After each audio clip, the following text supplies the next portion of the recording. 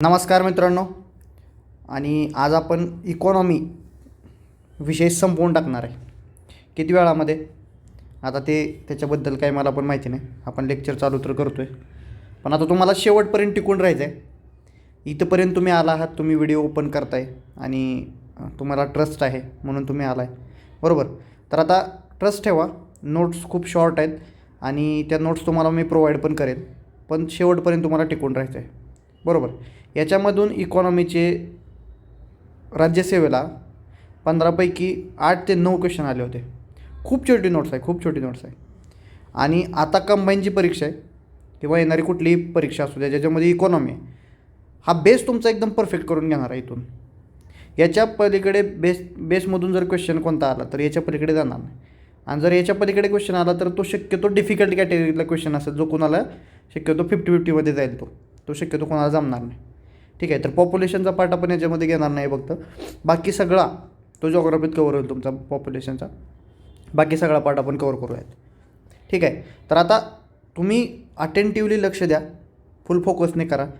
जर डबल स्पीडनं तुम्हाला ऐकायचं असेल, 1.5च्या स्पीडनं ऐकायचं असेल, 1.5च्या स्पीडनं ऐका. परंतु तुम्ही लेक्चर हे पूर्ण ऐकलंच पाहिजे. याच्यातून तुम्हाला 100% फायदा होणार आहे म्हणजे आहे. या मी सगळ्या खूप ठिकाणून गोळा करून नोट्स तयार केलेल्या आहेत त्या, आणि याच्यातून क्वेश्चन येत आहेत हे प्रूव्हन आहे. तुम्हाला लक्षात येईल जसं जसं आपण पुढे जाईल तसं.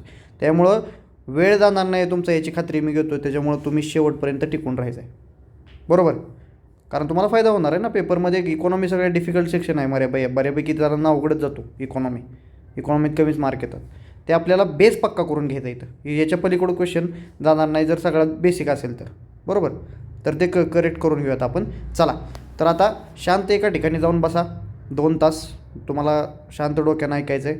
आणि काही काही गोष्टी असतील तर हायलाईट करत राहायचं. स्वतःही नोट्स असेल स्वतःही नोट्स काढा, नाहीतर मी नोट्स देणारच आहे याच्यामध्ये. नाही मग ह्याची प्रिंट काढून तुम्ही काय करा तर त्याच्यामध्ये व्हॅल्यू ॲडिशन करू शकता. तर आर बी आयचं आपण पहिल्यांदा बघू. त्याचं काम काय असतं रे? नियंत्रण करणं, चलनवाढला नियंत्रण करणं हे आर बी आयचं काम असतं. त्यानंतर बाजारामध्ये स्थैर्य असेल तर 1656ला पहिली स्वीडनची रिझर्व्ह बँक तयार झाली होती. जशी आपली आर बी आयची तशी स्वीडनची तयार झाली होती. 1914ला चेंबरलिन बँक तयार झाली. आणि इम्पेरियल बँक जी आहे ती BOB, BOK आणि BOM या 3 बँका तयार होऊन त्या एकत्र येऊन इम्पेरियल बँक तयार झालेली आहे. तर 1951ला ग्रामीण पतवाहिनी AD गोरवाला समिती होती.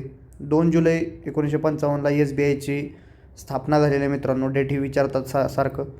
त्यानंतर 1926ला royal commission on Indian finances and currency तर ते आलं होतं. त्याचे हिल्टन अँड यंग त्याचे अध्यक्ष होते आणि बाबासाहेब आंबेडकर हे त्याचे सदस्य होते. फार इम्पॉर्टंट मुद्दा आहे.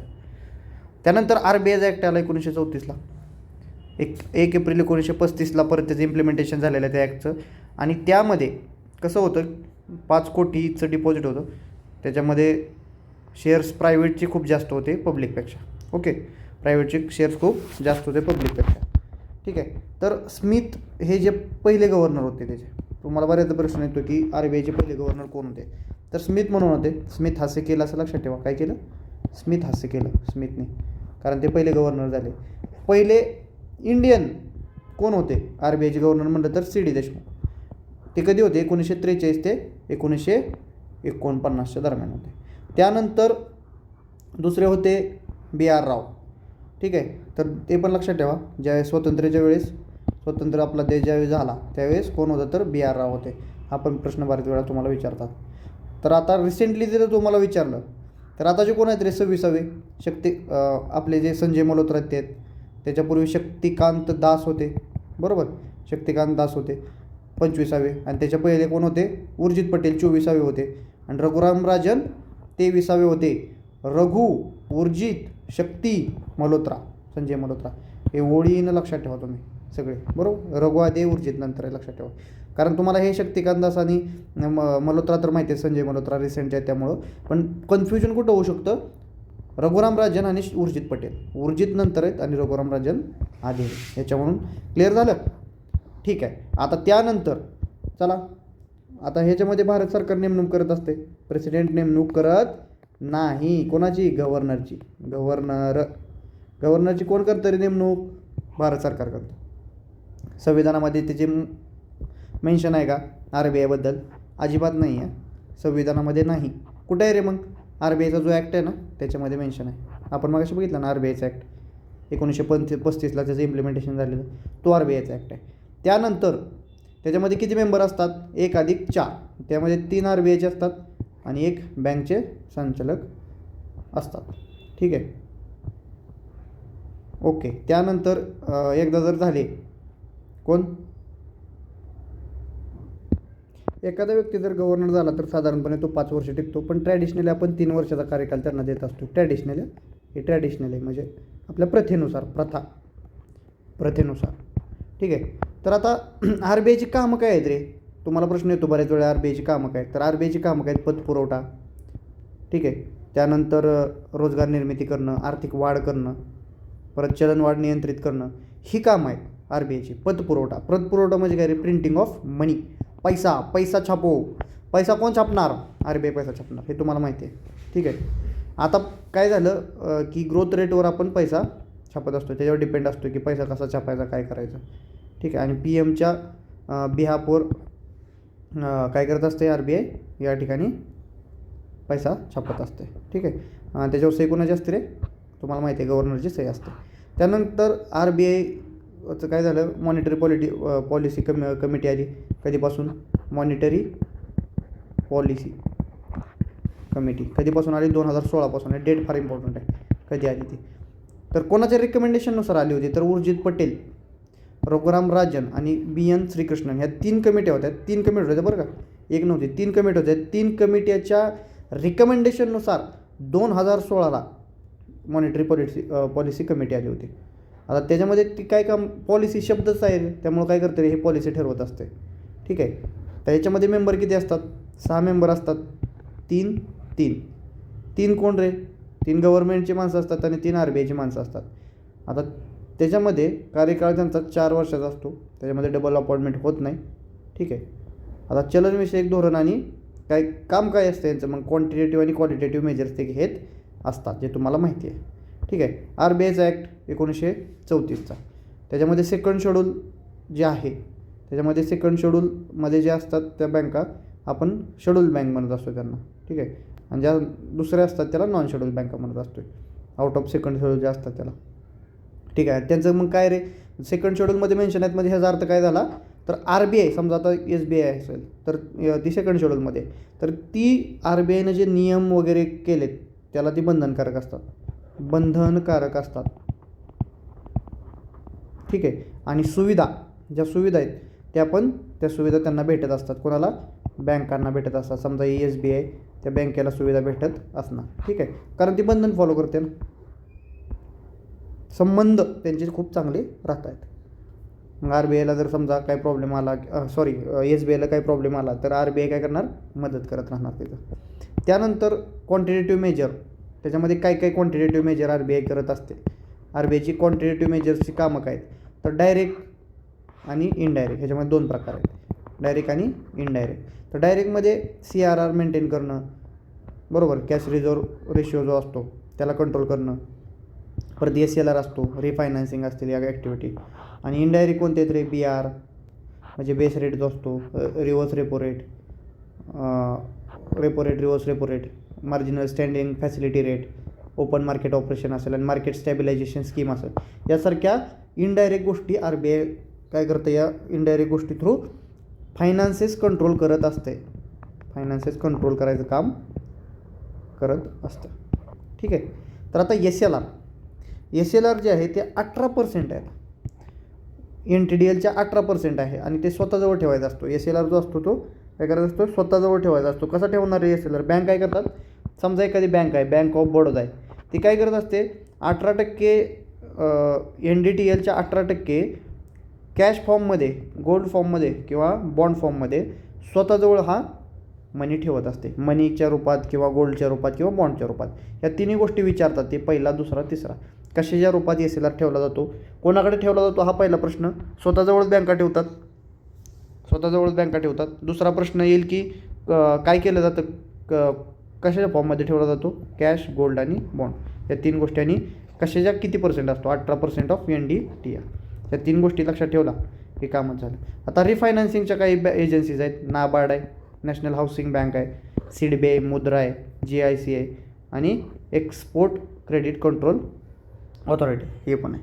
ठीक आहे. तर RBI काय करत असते, बँक रेटनं लोन देत असते बँकांना, बँक रेट थ्रू. ठीक आहे. आणि रेपो रेट जो आहे, आपण जे रेपो रेट म्हणतो, रेपो रेट, तर ते काय होतं, बँकांना लोन देते RBI रेपो रेटच्या माध्यमातून. पण या ठिकाणी बँक रेट आणि रेपो रेटमध्ये फरक काय, बँक रेट आणि रेपो रेटमध्ये, बँक रेट आणि रेपो रेट हे शॉर्ट टर्म आहे ना, शॉर्ट टर्म आहे रेपो रेट आहे ते, आणि बँक रेट जे आहे ते लॉंग टर्मसाठी आहे, लॉंग टर्मसाठी आहे. फार महत्त्वाचा मुद्दा आहे काय, लॉंग टर्म आणि शॉर्ट टर्म, हे लक्षात ठेवा. RBIची सेटलमेंट हाऊस म्हणून पण काम करत असतं, ते सेटलमेंट हाऊस म्हणून पण. ठीक आहे. लेंडर ऑफ लास्ट रेसॉर्ट म्हणजे काय रे, शेवटचा, म्हणजे कोणच कर्ज देत नाही बँकांना, अशा वेळी मात्र RBI धावून येते आणि कर्ज देते. सेटलमेंट हाऊस आहे, क्लिअरिंग हाऊस म्हणजे समजा बँकेचं पैसे येणं जाणं, त्याचा व्यवहार आहे, त्या गोष्टी गव्हर्नमेंटच्या गोष्टी मेंटेन करणं हे RBIचं काम आहे. आणि मनी रिझर्व्ह ठेवणं हे एक काम आहे RBIचं. ठीक आहे. आता रेपो रेट आणि रिव्हर्स रेपो रेट. आता रेपो रेट आणि रिव्हर्स रेपो साठी तुम्हाला काय लागतं, तारण लागत असते. ठीक आहे.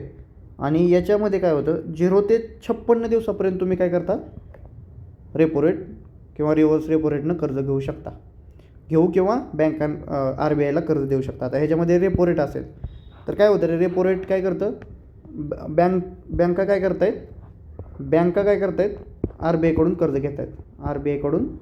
घेत आहेत. आणि रिव्हर्स रेपो रेटमध्ये काय होते, रिव्हर्स गोष्ट होते, RBI बँकांकडून कर्ज घेते. कशासाठी रे, पैसा मार्केटमधून काढण्यासाठी. मार्केटमध्ये जर जास्त पैसा झाला तर रिव्हर्स रेपो रेटचा वापर केला जातो. असा प्रश्न येईल की रिव्हर्स रेपो रेट आणि रेपो रेट काय फरक आहे.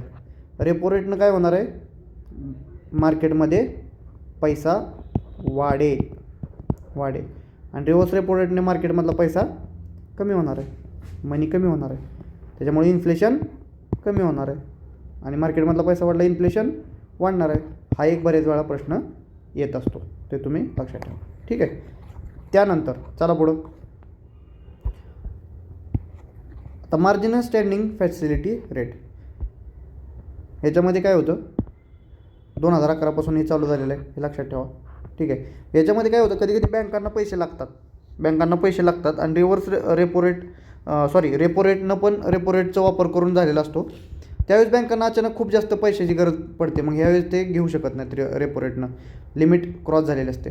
मग अशा वेळी मार्जिनल स्टँडिंग फॅसिलिटी रेट वापरला जातो, आणि reverse repo rate plus penalty इथं लावली जाते. मग एक्स्ट्राची पेनल्टी 0.25% लावली जाते इथं. पण या ठिकाणी बँकेला विनातारण कर्ज भेटतं. कोणाकडून रे, RBIकडून विनातारण कर्ज भेटत असतं.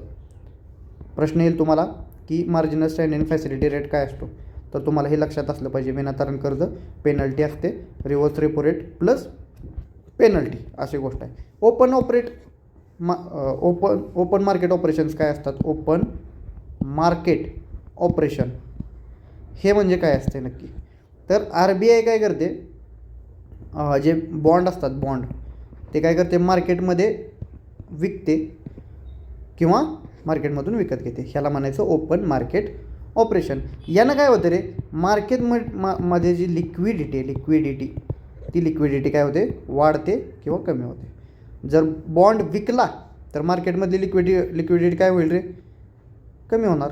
आणि बॉन्ड जर विकत घेतला तर मार्केटमधली लिक्विडिटी म्हणजे पैसा हा मार्केटमधला वाढणार आहे विकल्यानंतर. ठीक आहे. या 2 गोष्टी लक्षात ठेवा. ठीक आहे.